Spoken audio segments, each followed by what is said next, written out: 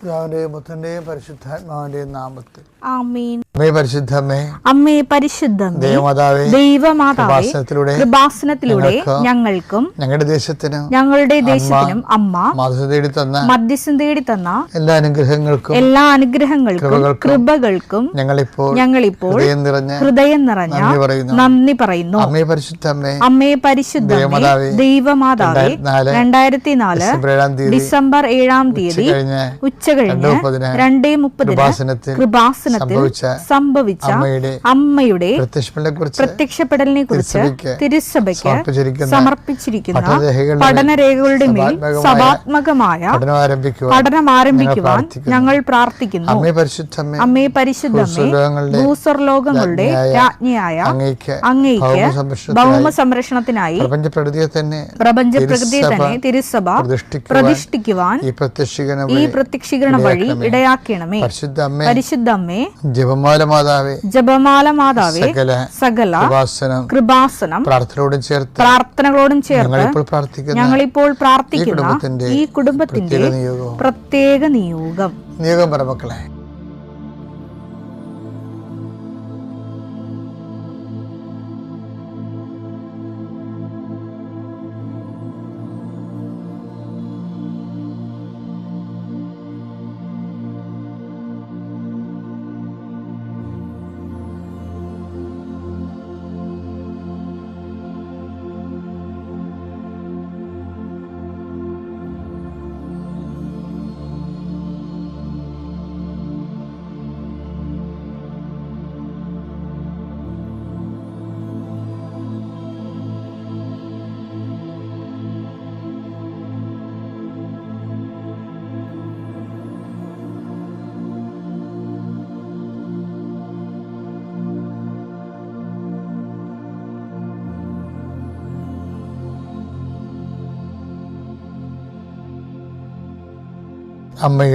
അമ്മയുടെ പ്രത്യക്ഷീകരണത്തിന്റെ ഈ അനുഗ്രഹവേളയിൽ ഞങ്ങൾക്ക് സാധിച്ചു തരുവാൻ കനിയണമേ.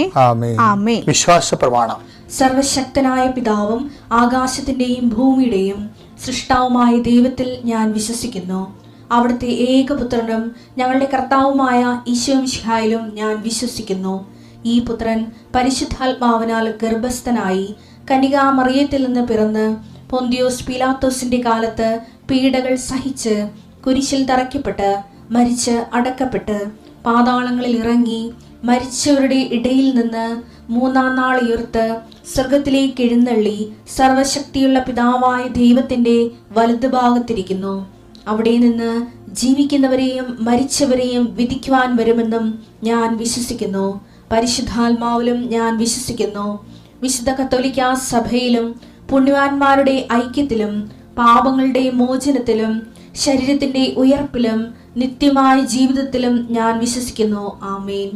സുഖസ്ഥനായ ഞങ്ങളുടെ പിതാവേ, അങ്ങയുടെ നാമം പൂജിതമാകണമേ. അങ്ങയുടെ രാജ്യം വരണമേ. അങ്ങയുടെ തിരുമനസ് സ്വർഗത്തിലെ പോലെ ഭൂമിയിലും ആകണമേ. അന്നു വേണ്ടുന്ന ആഹാരം ഇന്ന് ഞങ്ങൾക്ക് തരണമേ. ഞങ്ങളോട് തെറ്റ് ചെയ്യുന്നവരോട് ഞങ്ങൾ ക്ഷമിക്കുന്നത് പോലെ ഞങ്ങളുടെ തെറ്റുകൾ ഞങ്ങളോടും ക്ഷമിക്കണമേ. ഞങ്ങളെ പ്രലോഭനത്തിൽ ഉൾപ്പെടുത്തരുതേ, തിന്മയിൽ ഞങ്ങൾ രക്ഷിക്കണമേ. ആമേൻ. നന്മ നിറഞ്ഞ മറിയമേ, സ്വസ്തി. കർത്താവ് അങ്ങയുടെ കൂടെ സ്ത്രീകളിൽ അങ്ങ് അനുഗ്രഹിക്കപ്പെട്ടവളാകുന്നു. അങ്ങയുടെ ഉദരത്തിൻ ഫലമായി ഈശോ അനുഗ്രഹിക്കപ്പെട്ടവനാകുന്നു. പരിശുദ്ധ മറിയമേ, തമ്പുരാന്റെ അമ്മേ, പാപികളായ ഞങ്ങൾക്ക് വേണ്ടി ഇപ്പോഴും ഞങ്ങളുടെ മരണസമയത്തും തമ്പുരാനോട് അപേക്ഷിക്കണമേ. ആമേൻ. എൻ്റെ കർത്താവേ, നിന്റെ ഉന്നതമായ നാമത്തിന് സ്വസ്ഥം ചെയ്യുന്നു. നിന്റെ കർത്താവേ, നിന്റെ വിശുദ്ധ പൗരോഹിത്യത്തെ മഹത്വപ്പെടുത്തണമേ. കർത്താവേ, സഭയിലുള്ള സാന്നിധ്യം ദൃഢമാക്കണമേ.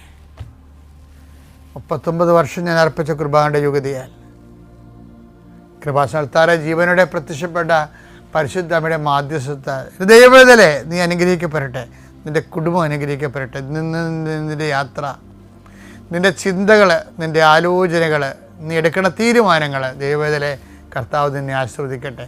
നീ ആരെ കോൺടാക്ട് ചെയ്യുന്നുവോ, ആരോട് ഫോണിൽ സംസാരിക്കുന്നുവോ, എവിടെ കൂടി നീ സഞ്ചരിക്കുന്നുവോ, എന്തിനു വേണ്ടി സഞ്ചരിക്കുന്നുവോ, നിൻ്റെ യാത്രകളെല്ലാം ലക്ഷ്യങ്ങളെല്ലാം കർത്താവ് അനുഗ്രഹിക്കട്ടെ. പഠിക്കുന്ന മക്കൾ, പഠനം നിന്നുപോയവർ, പഠിച്ച് തോറ്റുപോയവർ, പഠനം മടുത്തു പോയവർ, കർത്താവ് ഡിപ്രഷനിലേക്ക് പോയി കണ്ടിരിക്കുന്നവർ, കർത്താവിൻ്റെ ശക്തി അവരിലേക്ക് ആവശ്യിക്കട്ടെ എന്ന് പ്രാർത്ഥിക്കുന്നു. അകന്നുപോയ പിരിഞ്ഞ് മാതാപിതാക്കൾ, ഭാര്യാഭർത്താക്കന്മാർ ഒരുമിച്ച് കൂടാൻ ആഗ്രഹിക്കുന്നവർ, അവർ കുടിച്ചും കൂടാൻ സാധിക്കുന്നവർ, കർത്താവ് വാശിയോ വൈരാഗ്യം കൊണ്ട് പരസ്പരം പറയാതെ അവരെല്ലാം ഐക്യപ്പെട്ട് ജീവിക്കാനുള്ള കർത്താവെ അവർക്കുള്ള ഒരു താഴ്മ കൊടുക്കണമെന്ന് പ്രാർത്ഥിക്കുന്നു. താഴ്ന്നു കൊടുക്കുന്നവൻ ദൈവത്തിരുസന്നിധി വിജയിച്ച് നിൽക്കുന്നു എന്നുള്ള ബോധ്യത്തിൽ കൂടുതൽ ആധ്യാത്മികമുള്ളവർ കൂടുതൽ എളിമപ്പെട്ടുകൊണ്ട് ആ വിഷയത്തിന് ദൈവമഹത്വത്തിൻ്റെ തീരുമാനമെടുക്കാൻ വേണ്ടി കർത്താവ് നിന്നെ സഹായിക്കട്ടെ എന്ന് പ്രാർത്ഥിക്കുന്നു. വിവാഹം താമസിക്കുന്നവർ ആശ്വസിച്ച് പ്രാർത്ഥിക്കുന്നു. വിവാഹത്തിന് വേണ്ടി കർത്താവുള്ള ചുറ്റവട്ടങ്ങൾ ഒരുക്കുന്ന സംബന്ധിച്ച് പ്രാർത്ഥിക്കുന്നു. പെൺമക്കളുടെ കല്യാണത്തിന് വേണ്ടി പണം കാണാതെ വിഷമിക്കുന്ന സംബന്ധിച്ച് പ്രാർത്ഥിക്കുന്നു. എൻ്റെ കർത്താവിന് ഉന്നതമായ നാമത്തിൽ, സഭയുടെ അധികാരത്തിൽ, കുരിശിൻ്റെ അടയാളത്തിൽ, ദൈവശക്തിയാൽ ഞാൻ മക്കളെ ആശീർവദിക്കുന്നു. ഇപ്പം ചില സമയത്ത് നമ്മൾക്ക് ഭക്തിയും പ്രാർത്ഥനയൊക്കെ വരുമ്പോൾ 2-3 തരം പ്രലോഭനങ്ങൾ വരും. ഒന്ന്, ദൈവത്തെ പരീക്ഷിക്കാൻ നമുക്ക് തോന്നും. ചിലപ്പോൾ ദൈവം അത് അക്സെപ്റ്റ് ചെയ്യും. പക്ഷെ അതല്ല പ്രശ്നം. ഒരടയാളം കിട്ടിയതിന് ശേഷം ഞാൻ ദൈവത്തേക്ക് വരാം എന്ന് നമ്മൾ ചിന്തിച്ചാൽ, നമ്മൾ വന്നില്ലെങ്കിലും ദൈവത്തിന് പ്രത്യേകിച്ച് നഷ്ടമൊന്നും ഇല്ല എന്നുള്ളത് നമ്മൾ മനസ്സിലാക്കണം.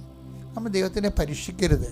ലൂക്ക 4:12 യേശു പറഞ്ഞു നിന്റെ ദൈവമായ കർത്താവിനെ പരീക്ഷിക്കരുത് എന്നും പറയപ്പെട്ടിരിക്കുന്നു. ഇപ്പം മനുഷ്യന്മാർക്കുണ്ടാകുന്ന ഒരു വിഷയമാണ് എന്താണ്? ദൈവത്തെ പരീക്ഷിക്കുക. അത് എല്ലാവരും ചെയ്യണം. എങ്ങനെയെന്നറിയാമോ? ആൾക്കാർ ഇതൊക്കെ ചെയ്യണത് ദൈവം ആദ്യം ഒരു അടയാളം തരട്ടെ എന്ന് പറയും. ദൈവം ഒരു അടയാളം ആദ്യം തരട്ടെ. അപ്പം ആൾക്കാർക്ക് അത് ലോജിക്കാക്കാൻ നോക്കും ആൾക്കാർ. ദൈവം ഒരു അടയാളം ആദ്യം തരട്ടെ, അപ്പോൾ എൻ്റെ മാർക്ക് കൂടുക നോക്കട്ടെ. മാർക്ക് കൂടും, പക്ഷേ നീ ബ്രാൻഡഡ് ആകും. അതാണ് പ്രശ്നം. ദൈവം ഒരു അടയാളം തരട്ടെ എന്ന് മനുഷ്യനെ ജനിച്ച കാലം മുതൽ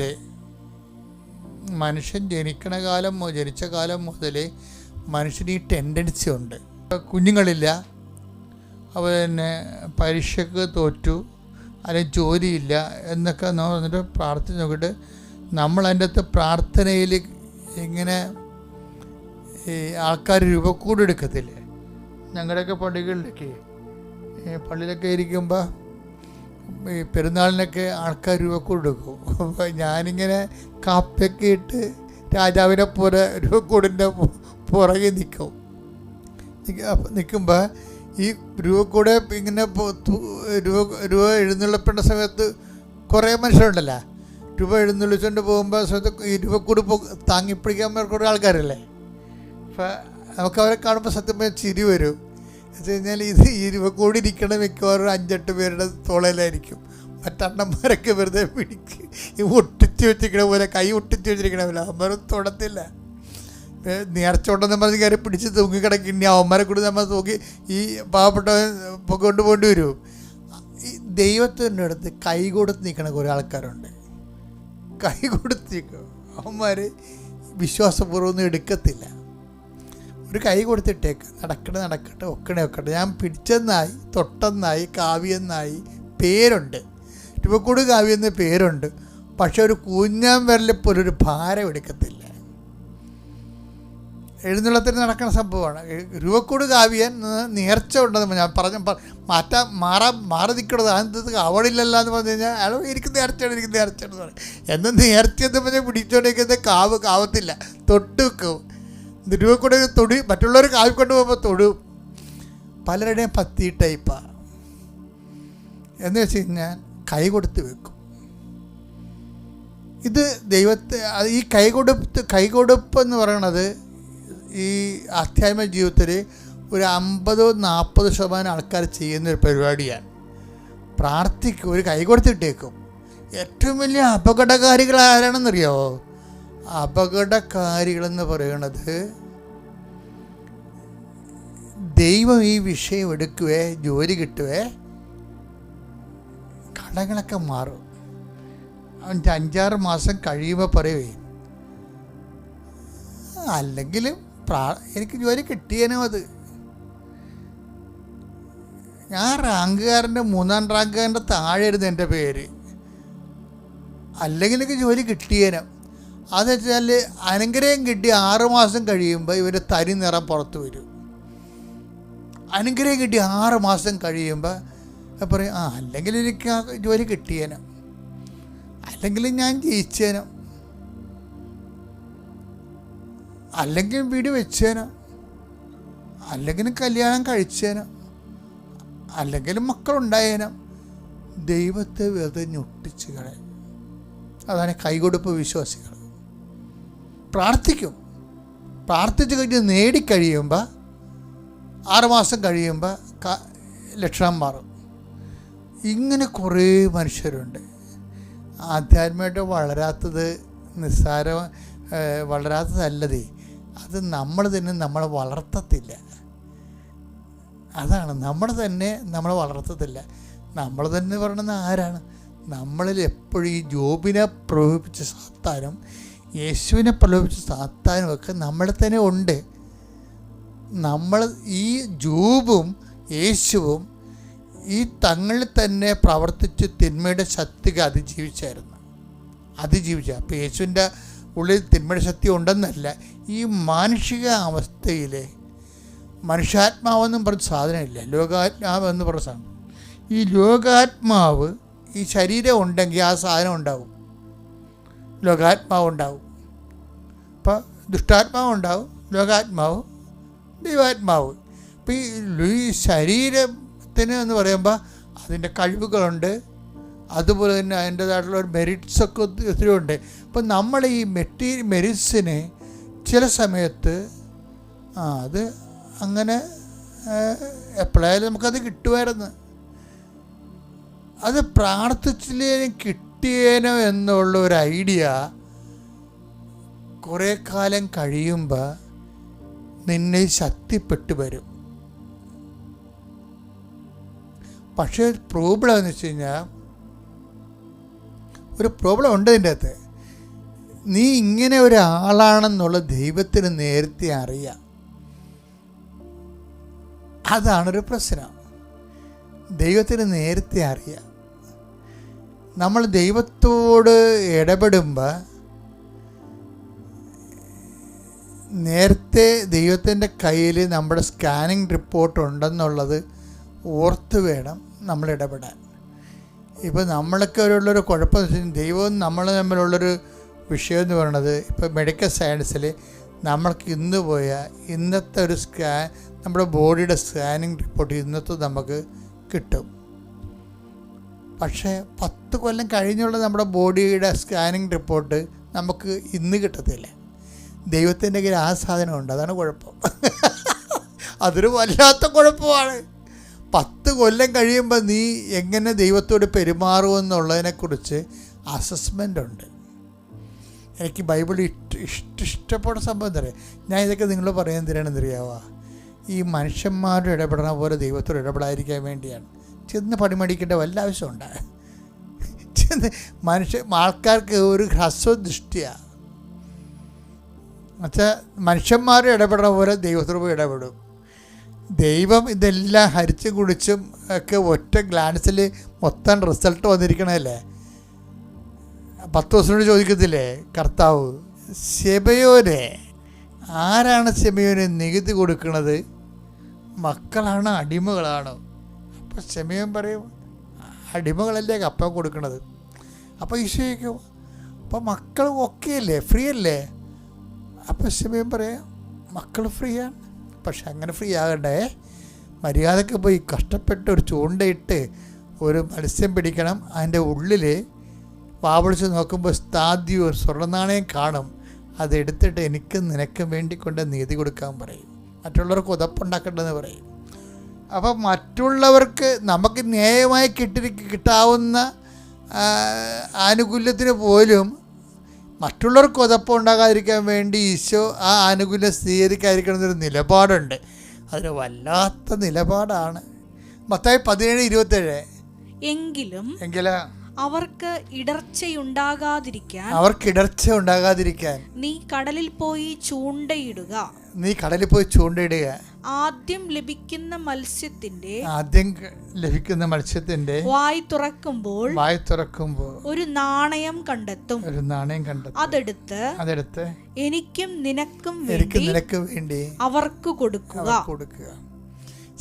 ഇതിനകത്ത് വലിയ വിഷയം എന്ന് പറഞ്ഞാല് ഈ വരാൻ പോകുന്ന കാര്യങ്ങളെക്കുറിച്ച് ദൈവം സോ കോൺഷ്യസ് ആണ്.